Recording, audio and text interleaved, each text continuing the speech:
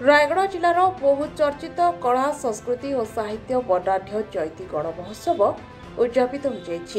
लगातार 5 दिन व्यापी गोविंदचंद्र देव विद्यालय पड़ियारे पालित होता उत्सव।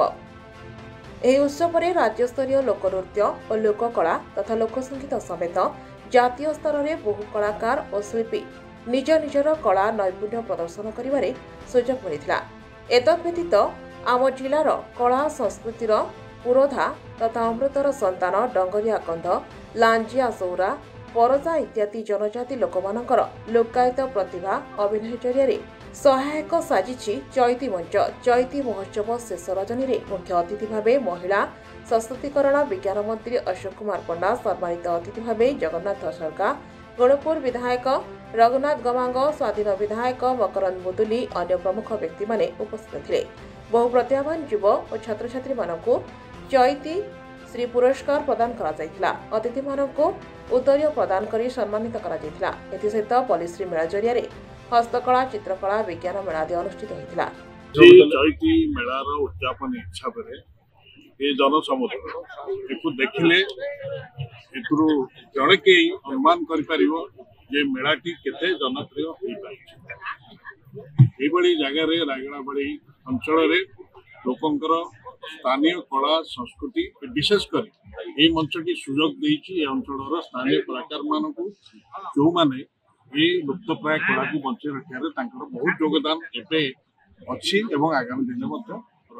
सर प्लानेटोरियम इनागुरेशन केबे हबो मु छाड़ीनी बाक्य सरला मझे कहले अन्य तेणु चैती मेला जमी आम जाचे पर्व मंडई एवं आमर अन्य जो रही अन्य मेला सब रही माल्यबंत मेला से ये मेलाटी अनेक बड़ कथा हूँ माननीय मुख्यमंत्री नवीन पट्टनायक कलाकार मान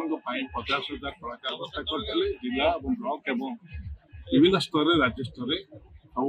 कलाकार मान सम्मानित विभिन्न मंचरे एवं ये आशा रही आमर जो उत्कलीय परंपरा जहाँ उत्कलीय भाव आम जाचे कलार कौठार उत्कर्ष पाए से स्थापत्य क्षेत्र हो, कला क्षेत्र हो, लोकसंगीत हो, लोकनृत्य गीत निश्चित भाव आमर जो गारिबामय उपस्थित रही इतिहास पृष्ठार आगामी दिन में से सुरक्षित रमर उत्तर पीढ़ी मान निश्चित सुरक्षित रखिए यही आशा विश्वास आज चैती मेलार मंचरे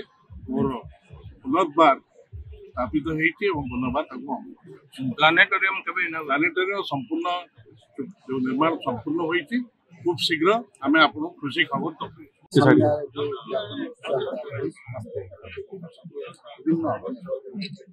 कलाकार माने रंजन पालन धन्यवाद भल लगे समस्त भल लगे मनर पिला रायगढ़ आशुतोष कुमार पट्टनायक, रियो न्यूज।